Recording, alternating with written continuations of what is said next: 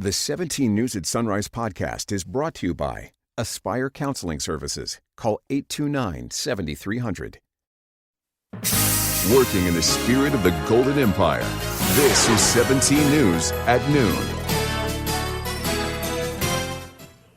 Good afternoon and thanks for joining us. I'm Maddie Jansen. It has been 12 days since we first told you about allegations of sex abuse against Monsignor Craig Harrison. And since that day, 4 more allegations have surfaced. Today, we're expecting to learn more details about the alleged incidents as a victims' right group is holding a news conference coming up in just about 30 minutes in Fresno. 17's Amber Frias is there outside the Archdiocese of Fresno, and she joins us with more details ahead of that news conference. Amber? Maddie, just a few hours ago, a victims advocacy group released a list with the names of 23 priests who have all worked for the Fresno Diocese and who they say have credible sexual misconduct allegations against them. Now, this group is the largest in the nation of people abused by Catholic clergy. Now, in just a few minutes, we'll hear more details about them. They are set to have a press conference today here at 12:30, but I have a short preview, and I welcome Joy Piscatelli, who is part of SNAP, which is, again, it's Survivors Network of those abused by priests. And Joy Piscatelli is actually the one who compiled the name of these 23 priests. So, Joy, let's talk about how did you get all these names together? We compiled a list from Bishop Accountability, newspaper articles, lawsuits, and the official Catholic directory, and we came up with a list of 23 priests who were in the Diocese of Fresno who have been accused, sued, or named as sex abusers. Now, are any of these priests still working, serving? As far as we know, a couple of them are. And recently, within the past 6 months, I think 4 new names came on the list as being accused, including Father Craig Harrison, which is this month. So let's talk a little bit about the press conference. Can you give me a short preview of what's going to go on here today? One of the things we're asking that the Bishop of Fresno release his list of names and their records and their whereabouts of priests that have been accused here.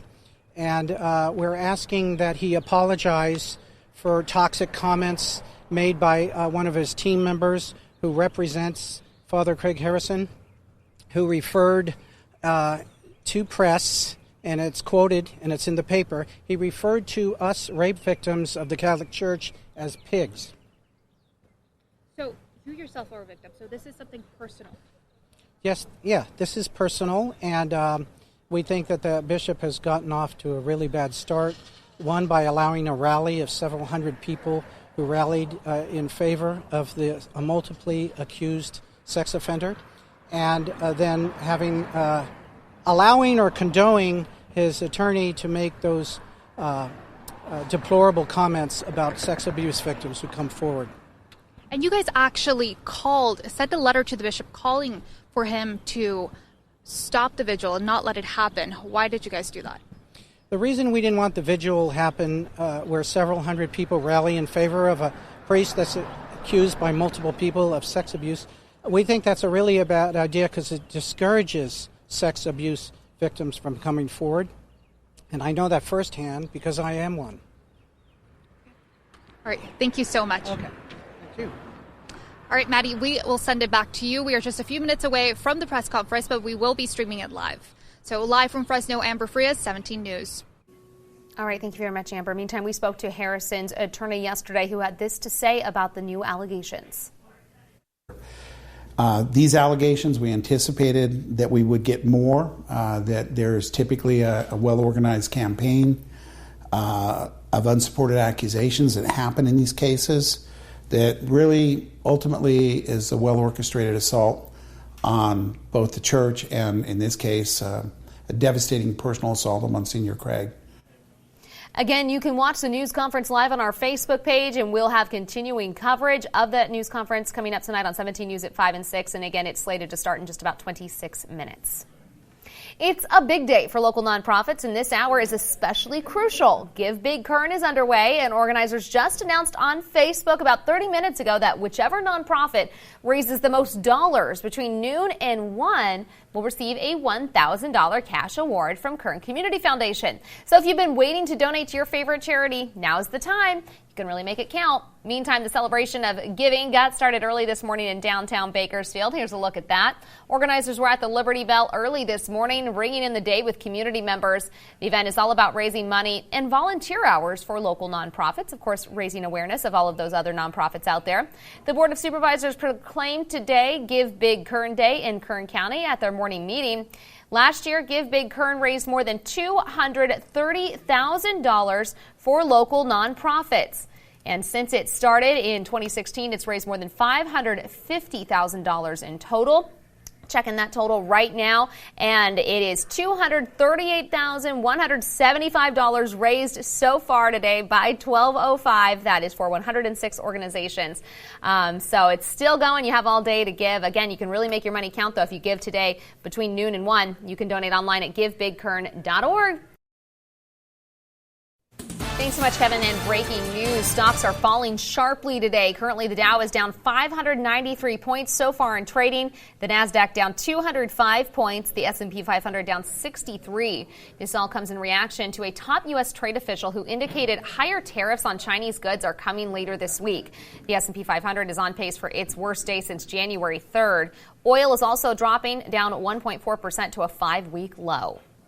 Some sad news to report. The assistant baseball coach at CSUB has been seriously injured in a car crash. This morning, CSUB Athletics Director Ziggy Siegfried announced on Facebook that Coach Steve Farrington was hurt, and today's baseball game between CSU Bakersfield and Fresno State has been canceled.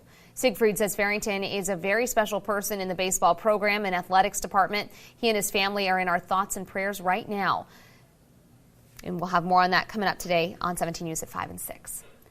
Tomorrow, the Lightning in a Bottle Music Festival will get underway at Lake Buena Vista. The 5-day event's expected to bring in tens of thousands of people to Kern County and several $1 million to our local economy. The Sheriff's Office, county fire, and festival organizers have held weekly meetings to talk safety and say they're ready for anything. There's construction happening just north of the festival site at the intersection of Highways 43 and 119. So if you were headed out to Lightning in a Bottle, make sure to give yourself extra time to get there.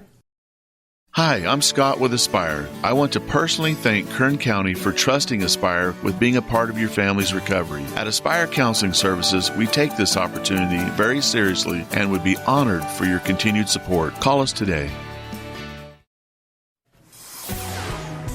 Welcome back in your 17 Health Watch. Eating nuts early on in pregnancy could be good for your child's brain development. Spanish researchers followed more than 2,000 mother and child pairs for 8 years. The kids whose moms ate more nuts during the first trimester of pregnancy scored higher in tests measuring their memory, attention, and cognitive function.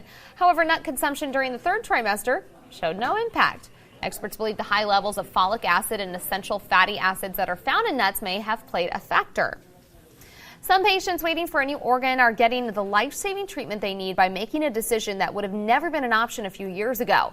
They're choosing to accept organs testing positive for hepatitis C, an infection transmitted through blood. Bianca Castro spoke with a Texas woman who says it's a decision she would make over and over again. You silly boy. Kimberly Wilt's life is dramatically different from just a few years ago when doctors told her that her liver, damaged by alcohol use, was failing. He said that it was like I was walking a tightrope. One day it would have just completely failed, and who knows if there would have been a liver available at that time. Sus. She got on the transplant list where the average wait can be up to 2 years. But 6 months in, she got the life-saving call. It wasn't what she expected. I think a lot of people might instantly say, why am I going to get a new liver, well, new to you, that comes with a disease? Kimberly's potential new liver was positive for hepatitis C, the same disease she watched her mother battle 20 years ago. I had to watch her put injections in her stomach and really messed with her mind. It was completely terrifying to watch. When you're 19, you know. You didn't want to do that? I did not want to do that at all. How are you? I'm good. No more yellow. I know, exactly. You look great. Lucky for Kimberly, Times have changed. In the past, those all organs used to go in the trash. And so there's patients waiting on the wait list that would not otherwise receive those organs.